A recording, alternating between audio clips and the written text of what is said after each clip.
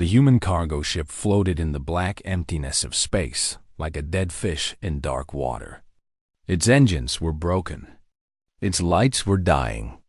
Smoke came from holes in its metal skin where the Volanti weapons had torn through. Commander Lyrin Valshara watched from the bridge of her warship as her boarding teams moved toward the crippled vessel. She was tall for her kind, with skin the color of pale silver and eyes that glowed soft purple in the dim light. Her armor was black and red, marked with the symbols of her noble house. At her belt hung the Kethori, the soul blade of her ancestors, passed down through 17 generations of warriors. This was routine work. The humans were a young species, barely able to travel between stars. Their ships were slow. Their weapons were weak. They made easy targets for tribute collection. The Volanti Dominion had conquered 100 worlds, and they did not ask permission to take what they wanted. Her lieutenant's voice came through the communication device. "Commander, the ship is secured. 23 crew members. 22 are dead, and the 23rd? A survivor. Male. He was in the cargo hold when we breached. Should we execute him?" Lyrin thought for a moment. The mining colonies on Vora 7 always needed workers. Strong backs and steady hands were valuable, even if they belonged to lesser species. "Bring him. He may be useful." She transported to the human ship to inspect it herself. This was not necessary, but Lyrin believed a good commander should see everything with her own eyes. The corridors were narrow and smelled of smoke and blood. Human bodies lay where they had fallen. They had tried to fight back with their primitive weapons. It had not helped them. The cargo hold was at the center of the ship. It was filled with metal containers and strange human machines. Her warriors stood in a circle around the survivor, their weapons pointed at his chest. The human sat on the floor with his legs crossed. He was not young and not old, somewhere in the middle years of human life. His hair was dark with some gray in it. His face was rough and weathered, like leather left too long in the sun. His hands were thick with hard skin from years of work, but it was his eyes that made Lyrin stop walking. He was not afraid. He was not angry. He simply watched them with a calm patience that she did not understand. Most prisoners screamed or begged or tried to run. This human did none of these things. He sat there like a man waiting for a bus, as if armed aliens were a minor delay in his day. "Where's your function on this ship?" Lyrin asked in the human language. She had learned it years ago. It was always useful to understand the words of those you conquered. "Salvage operator," the human said. His voice was deep and steady. "I find broken ships and fix them, or take them apart for useful pieces. You repair vessels?" "When I can. When I cannot, I make sure nothing goes to waste." Lyrin nodded slowly. A worker with technical skills, more valuable than a simple laborer. The mining equipment on Vora 7 broke down constantly. Someone who could repair machines would earn his food. She turned to leave, and that was when the human spoke again. "Commander." She stopped but did not turn around. A prisoner did not speak to a Valshara without permission. Her warriors raised their weapons higher, ready to kill him for this insult. "Your blade," the human continued. "The ceremonial one with the carved handle. You dropped it near the airlock, about 30 steps back on the left side of the corridor." Now Lyrin turned. Her hand went to her belt, and her blood turned cold. The Kethori was gone. She had not felt it fall. She had not heard it hit the floor. In all her years of warfare, she had never lost her blade. The shame of it burned in her chest like fire. One of her warriors ran back down the corridor. Moments later, he returned with the Kethori in his hands, holding it carefully like the sacred object it was. "It was where he said, Commander. On the floor by the airlock." Lyrin took the blade and returned it to her belt. She stood very still for a long moment, looking at the human on the floor. He had done something strange. He had helped her. He had nothing to gain from this. She could have walked away without the blade, discovered its loss later, and blamed her warriors. She might never have found it again. The soul blade of House Valshara, lost forever on a burned human ship that would be stripped for parts and forgotten. But this human, this prisoner who was about to become a slave, had chosen to help her instead. Why? She asked. The human shrugged. It was a simple gesture, very human. It looked important to you, and I saw where it fell. It did not cost me anything to tell you. Lyrian did not understand this. In the Dominion, you did not help your enemies. You did not give away advantages. If she had lost her blade and this human had found it, he could have hidden it. He could have tried to use it as a bargaining tool. He could have done 100 things that might have helped him survive. Instead, he had simply told her the truth because it cost him nothing. She wanted to thank him.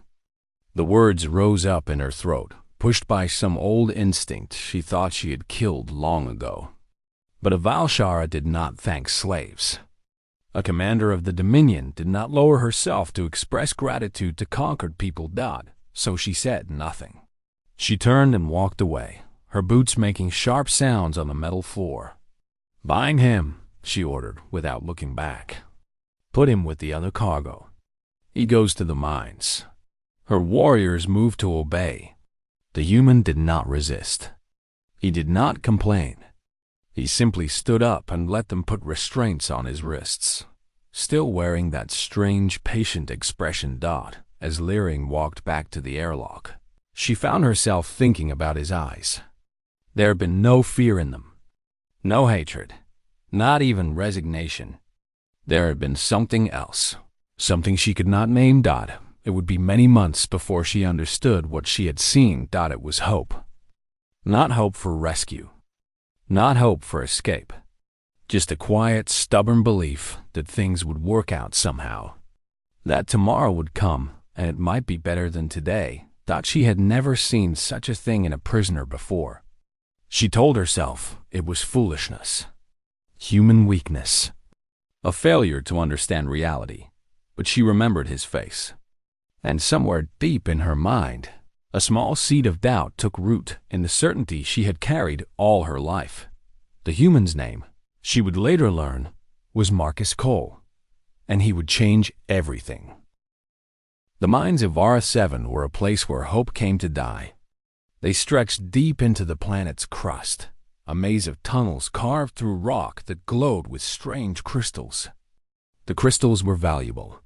They powered the ships and weapons of the Volanthi Dominion, and they were mined by slaves who worked until their bodies broke. Marcus Cole had been in the mines for 6 months. The work was brutal. 12 hours a day, he swung his pick at the rock walls. The air was thick with dust that burned his lungs. The heat from deep in the planet made sweat pour down his skin like water. The guards watched constantly, ready to beat anyone who worked too slowly. Many prisoners did not survive their first month. The weak ones died from exhaustion. The angry ones died from fighting back. The hopeless ones simply stopped eating and faded away like ghosts. But Marcus did not die. He did not break. He did not give up. Every morning, he woke up in his tiny cell and did exercises to keep his body strong. Every day, he worked hard enough to avoid beatings, but saved his energy when the guards were not watching. Every night, he lay on his hard bed and thought about the stars outside, the vast universe waiting beyond these stone walls. He had survived worse than this. 30 years as a deep space salvage operator had taught him patience. He had once spent 18 months alone on a dead ship, floating in empty space with broken engines and failing life support. He had rationed his food down to a few bites a day. He had recycled his water so many times he lost count. He had talked to himself to keep from going mad. Compared to that, the mines were almost comfortable. At least here, there were other people. The prisoners came from a dozen different species. There were the tall, thin Variks with their 4 arms. There were the small, furry Cothan who could see in total darkness. There were the rock-skinned Dreth who felt no pain but moved very slowly. All of them had been conquered by the Dominion. All of them had lost everything. Marcus made it his mission to know them all. He learned their names. He learned their languages, at least enough to say hello and ask how they were feeling. He shared his food with those who were sick. He told jokes to those who had forgotten how to laugh. When the guards beat a prisoner for working too slowly, Marcus would help them back to their cell and clean their wounds. The other prisoners thought he was strange at first. Why would a human waste his energy helping others? Why would he smile in a place like this? Why would he act like tomorrow mattered when they were all going to die here? But slowly, something changed. The prisoners started to look forward to seeing Marcus. They started to share stories with him about their home worlds and their families. They started to hope, just a little bit, that maybe things could get better. There was an old Variks named Then who had been in the mines for 9 years. He had stopped speaking long ago, his spirit crushed by endless labor. But Marcus sat with him every mealtime, talking to him even when Then said nothing back. He told Then about Earth, about blue oceans and green forests and cities full of music and light. One day, after 3 months of silence, Then spoke. "Your world sounds beautiful," he said. His voice was rough from not being used. Marcus smiled. "It is. And someday you will see it." Then laughed, a dry and broken sound. "We will never leave this place, human. You know this." "I know nothing of the kind," Marcus said. "I have been in bad situations before. They always ended eventually. This one will end too." "How can you believe that?" Marcus thought for a moment. "Because giving up is the only way to guarantee failure. As long as I keep trying, there is a chance. A small chance, maybe, but a chance is all I need." The guards learned to hate Marcus, though they could not say exactly why. He never broke the rules. He never fought back. He never gave them a reason to punish him. But there was something in his eyes that made them uncomfortable, a light that refused to go out. The overseer of the mines was a fat Valanti named Korth who enjoyed causing pain. He ordered Marcus to be given the hardest work, the longest shifts, the smallest food portions. He waited for the human to break. Marcus did not break. He just smiled and kept working. "What is wrong with you?" Korth screamed at him one day. "Do you not understand where you are? Do you not know that you will die here?" Marcus set down his pick and looked at the overseer. "Everyone dies somewhere," he said calmly. "I would rather die standing than live on my knees." Korth hit him so hard that Marcus fell to the ground. Blood ran from his mouth. But when he looked up, he was still smiling. "That is a human saying," Marcus said, spitting out blood. "We have many of them. Would you like to hear another?" Korth walked away, shaking with rage. He did not understand. He could not understand.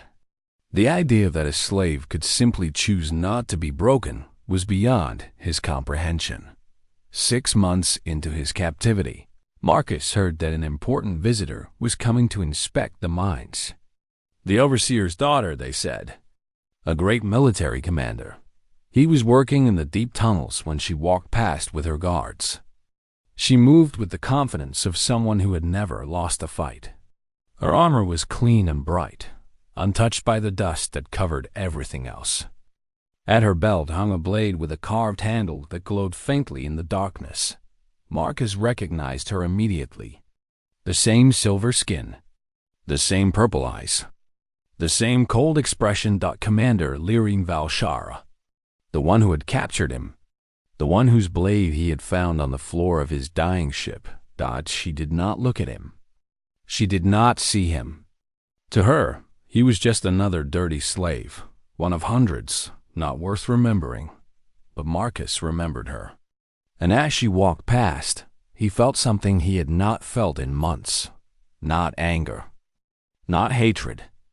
Something more like curiosity. He wondered what kind of person she was under all that armor. He wondered if she ever thought about the people who mined these crystals so that her ships could fly. He wondered if she had any idea what her empire cost. Probably not, he decided. She had been taught that this was normal, that some people were born to rule and others were born to serve. That strength was the only thing that mattered, but Marcus knew something that she did not. Strength came in many forms, and the kind that lasted longest was not the strength of weapons and armor.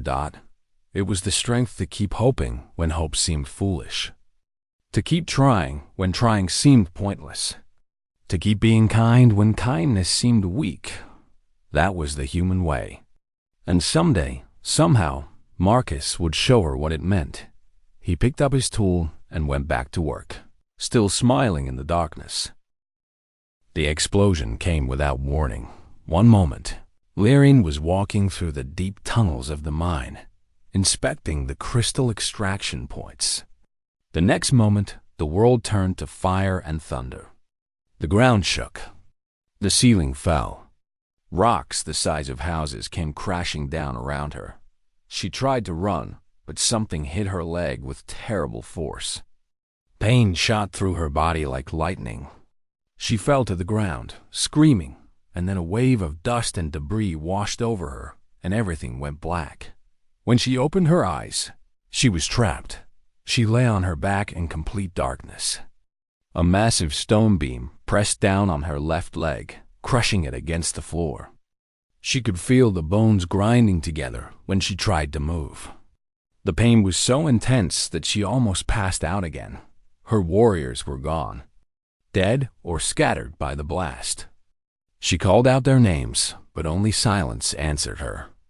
The communication device on her armor was broken. The emergency beacon that should have called for rescue was dark and dead. She was alone. Lyrian had faced death before. She had fought in battles where the enemy outnumbered her forces 10-1. She had walked through fire and blood and never felt fear. But those times she had always been in control. She had always been able to fight. Now she could do nothing.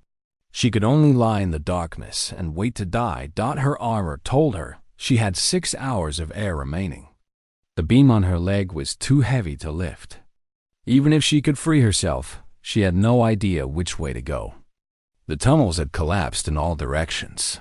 For the first time in her life, Commander Lyrian Valshara understood what it felt like to be helpless. She thought about her family.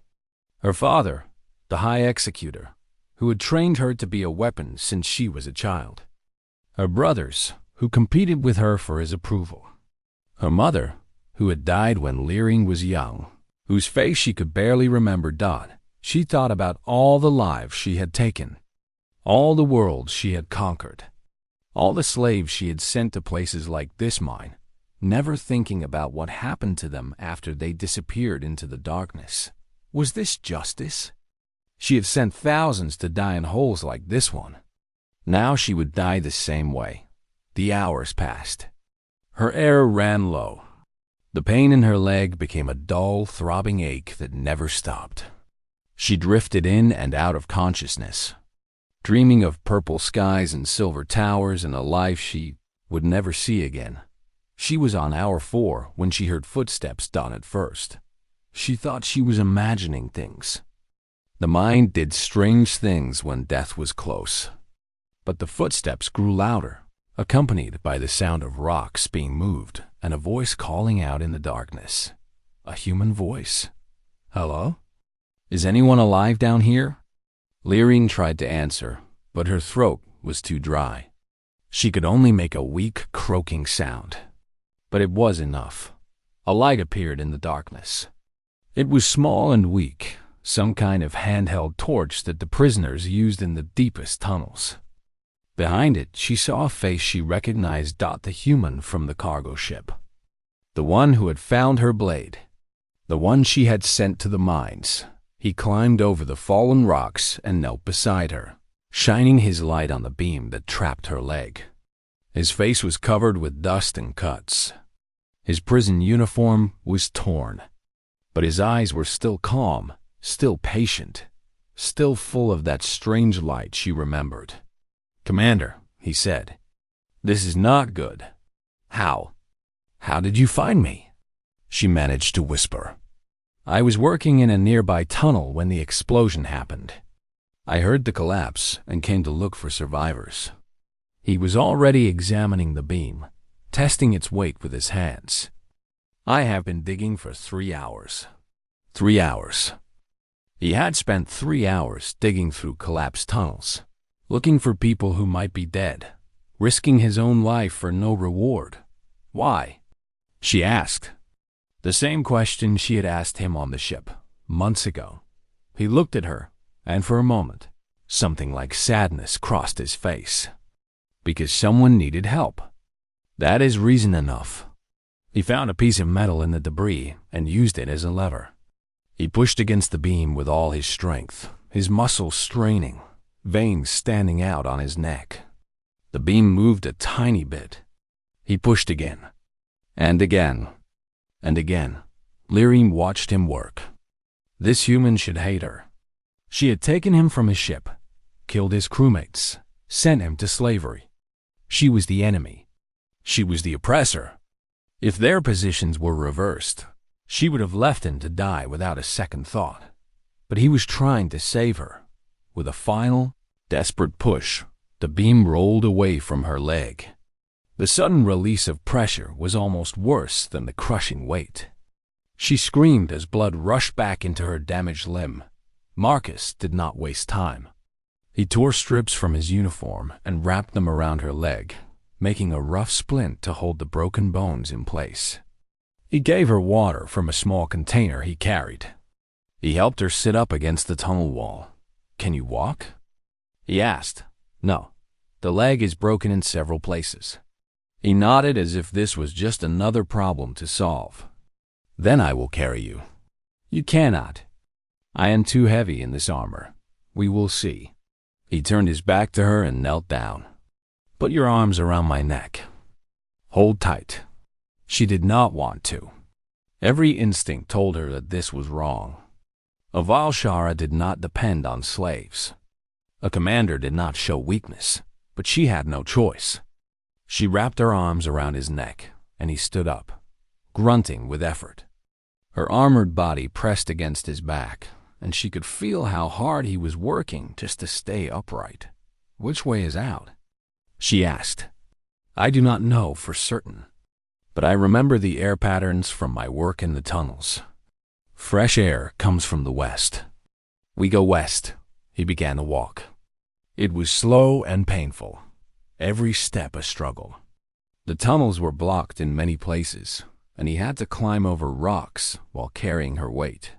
Sometimes the path was so narrow that they barely fit through Dot, and then they met the tunnel-stalker Dot. It was a creature that lived in the deep mines. Blind and pale, with teeth like knives and claws that could cut through stone. The collapse had disturbed its nest, and it was hungry and angry. Marcus set Lyrian down gently and picked up a broken crystal shard from the ground. The creature was twice his size. He had no weapon, no armor, no chance. He fought it anyway. The battle was brutal and ugly. The creature slashed him across the chest and arm. Blood poured from his wounds. But he did not run. He did not give up. He stabbed and cut and dodged until finally, he drove the crystal shard through the creature's eye and into its brain. The tunnel stalker fell dead at his feet. Marcus stood over it, breathing hard, covered in blood. Then he turned around, picked Lyrian up again, and kept walking. "You are injured," she said. Double quotes. "Yes, you should rest. We do not have time. Your air is almost gone." He carried her for another hour, through darkness and danger and pain. When they finally saw light ahead, when they finally emerged into the main mining complex, Lyrian felt tears running down her face. She was alive. Because of him, her surviving warriors rushed forward. They aimed their weapons at the bloody human, ready to kill him for touching their commander. "Stop. Liren commanded. Her voice was weak, but it carried all the authority of her bloodline. This human saved my life. He's under my protection. The warriors hesitated. They did not understand. They could not understand, but they obeyed. Marcus Cole gently set her down on the ground. Medical teams rushed forward to tend to her wounds. As they carried her away, she looked back at the human who had saved her. He stood alone in the middle of the chamber, bleeding and exhausted, surrounded by enemies who wanted him dead. But he was still standing, and he was still smiling that strange, patient smile. Liren Valshara closed her eyes and made a decision that would change both of their lives forever. She owed him a debt, and she would pay it. In the Volanti Dominion, there were three things that mattered above all else: strength, honor, and the sacred nature of debts. A life debt was the most serious obligation in their culture. When someone saved your life at great risk to their own, you owed them everything. Your time, your service, your loyalty. The debt bound your soul to theirs until balance was restored. It was more powerful than rank, more important than family. Even the laws of the Dominion could not break a life debt, and Liren Valshara owed such a debt to a human slave. The scandal spread through the noble houses like fire through dry grass. A Valshara, one of the most powerful families in the Dominion, bound by sacred obligation to a member of a lesser species. It was unthinkable. It was shameful. It was absolutely true. Liren's father, the High Executor, summoned her to his chambers as soon as she could walk again. He was a tall, cold man with silver hair and eyes like frozen metal. He had never shown her love, only approval when she succeeded and disappointment when she failed. "You will repudiate the debt," he said. It was not a request. "I cannot, father. The human saved my life. The debt is real." Then claim that he acted from self-interest. Say that he only helped you to gain favor. Say that no true obligation exists. Liren thought about Marcus carrying her through the collapsed tunnels, fighting the tunnel stalker with nothing but a piece of crystal, bleeding and exhausted but never giving up. He had not known who she was at first. He had not known she was important. He had simply heard that people were trapped and come to help. That would be a lie, she said. And lies cannot erase a life debt. Her father's face darkened with rage. "You would shame our family for the sake of a slave?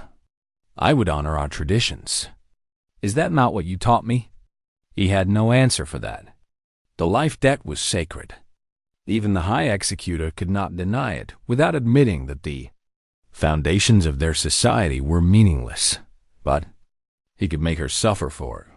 Word spread through the military that Commander Liren Valshara was bound to a human. Other commanders mocked her. Her soldiers whispered behind her back. Her brothers refused to speak to her. The priests of the Dominion debated whether a lesser species could even hold a life debt, or whether Liren had simply gone mad. Through it all, Liren held firm. She had given her word. She had acknowledged the debt. There was no going back. She began visiting Marcus in the mines.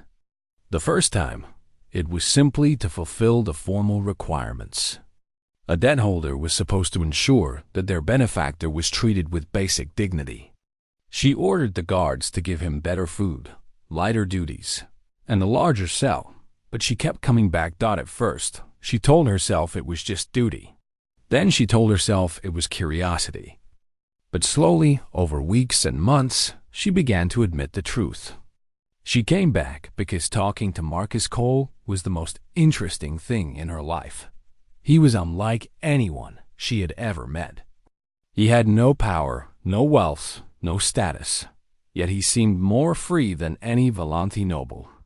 He spoke to her without fear, without deference, without the calculated words that everyone else used. He told her the truth, even when it was uncomfortable. She learned about Earth, about a small blue planet, where humans had lived for thousands of years before reaching the stars, about their wars and their peace, their art and their science, their endless struggle to become something better than they were. "Your people have conquered so many worlds," Marcus said one night, sitting across from her in his cell. "But what have you built? What have you created? All I see is an empire that takes and takes, but never makes anything new." Lyrin wanted to argue, but she could not. The Dominion had great power, but what did they use it for? To gather more power, to conquer more worlds, to fill more minds with slaves. "We are strong," she said, but the words felt hollow. "Strength without purpose is just violence," Marcus replied. "My people have learned that the hard way many times. We have done terrible things to each other, but we have also learned. We have grown. We try to be better, even when we fail." "And you believe you will continue to grow? That you will become stronger than us someday?" Marcus shook his head. "I do not know. Maybe we will. Maybe we will destroy ourselves first. Humans are very good at both. But we will never stop trying to reach for something greater. That is who we are." These conversations changed something inside Lyrin. She began to see her world differently. She noticed the cruelty that she had always ignored. She saw the fear in the eyes of servants and the emptiness in the eyes of her fellow nobles. She realized that the Dominion was not strong because it was good. It was simply strong because it was willing to do things that other species were not. That was not the same thing at all. One night, she came to Marcus with a question that had been burning in her mind for weeks. "I want to repay my debt," she said. "Tell me what you want. Freedom? Wealth? A ship to take you back to your people? Name your price, and I will pay it." Marcus was quiet for a long moment. He looked at her with those strange, patient eyes that seemed to see right through her. "Free the others first," he said. "What?" "Every prisoner in this facility. The Variks, the Kothan, the Dreth, all of them. They have suffered just as much as I have. They deserve freedom just as much as I do. Free them first, and then we can talk about me." Lyrin stared at him. "Do you understand what you are asking? There are 200 prisoners in this mine. Freeing them would cost a fortune. It would destroy my reputation. My family would disown me." "I know," Marcus said. "That is why I am asking. You would give up your own freedom for strangers? People who are not even your own species." Marcus smiled, and for the first time, Lyrin understood what that smile meant. It was not stupidity or madness. It was a choice. A decision to see the good in the world, even when the world gave him no reason to. "They are not strangers," he said. "They are my friends. I have eaten with them, worked with them, suffered with them. Some of them have shared their last food with me when I was hungry. Some of them have bandaged my wounds when I was hurt. If I leave them behind to save myself, what kind of person does that make me?" Lyrin had no answer. "In my culture," Marcus continued, "we have a saying. The measure of a person is not what they do when it is easy. It is what they do when it is hard. Helping yourself is easy. Helping others is hard. That is why it matters." He reached out and gently took her hand. It was a shocking gesture. Slaves did not touch their masters. Humans did not touch Volanti. But his hand was warm and rough and real, and Lyrin did not pull away. "You are not like the others of your kind," Marcus said. "I saw it in you from the first moment we met. There is something inside you that knows the difference between right and wrong. Something that wants to be better. I am asking you to listen to that voice." Lyrin looked at their joined hands. His skin was so different from hers. So fragile. So easily broken. Yet he had saved her life with those hands. He had fought monsters and carried her to safety and never asked for anything in return. She made her decision. "I will free them," she said. "All of them. and then I will free you." Marcus smiled, and the light in his eyes was brighter than any star she had ever seen. "Thank you," he said. "Not for me. For them." Lurine Valshara stood up and walked out of the cell. She had a lot of work to do. She was going to tear apart everything she had ever known. And for the first time in her life, she was not afraid. The great hall of House Valshara was filled with warriors. They stood in perfect rows, their armor polished, their weapons ready. Representatives from 3 noble houses watched from raised platforms. The priests of the Dominion stood near the altar, their faces hidden behind masks of gold and silver, and in the center of it all stood Lyrine, holding the Kethari in her hands. Her father sat on his throne, watching with eyes that burned with cold fury. Her brothers stood beside him, their expressions full of disgust and shame. Everyone who mattered in the Dominion was here to witness what she was about to do. "I invoke the right of severance," Lyrine announced. Her voice echoed through the hall like thunder. Gasps rose from the crowd. The right of severance was ancient and rarely used. It meant complete separation from one's family, one's name, one's very identity. It was the highest price a Volante could pay. "I renounce my claim to House Valshara," she continued. "I give up my titles, my lands, my inheritance. I abandon my name and my bloodline.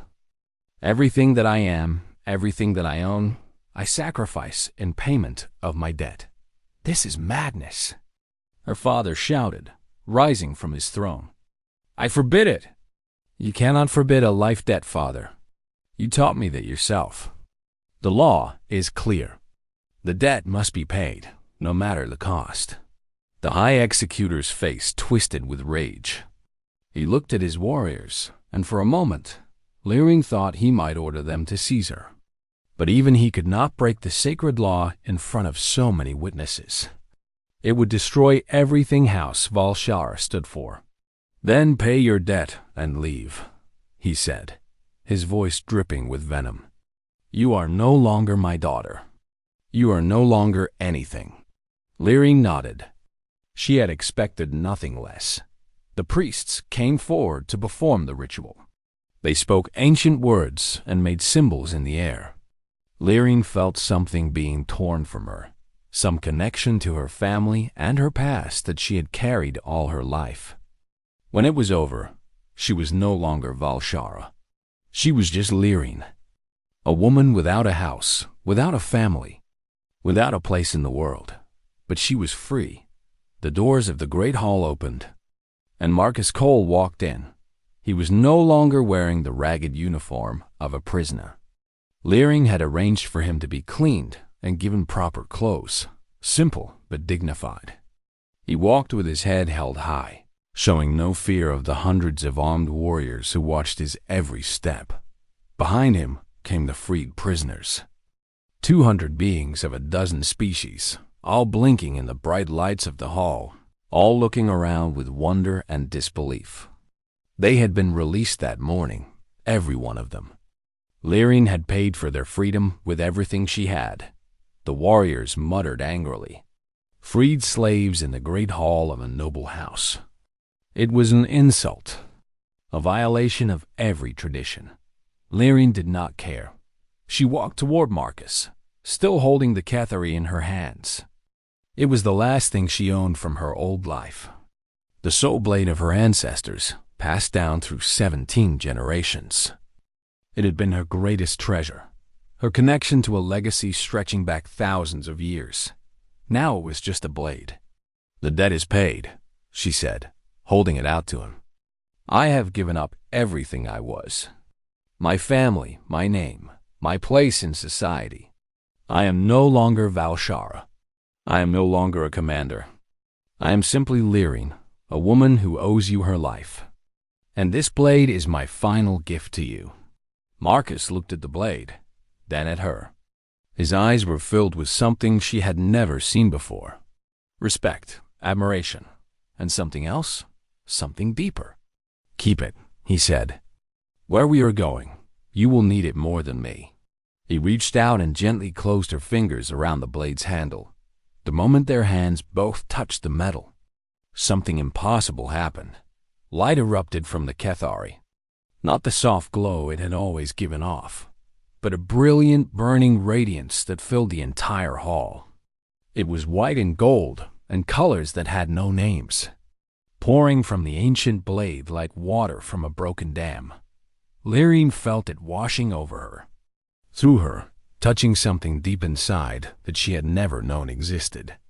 The blade grew warm in her hands, then hot, but the heat did not burn.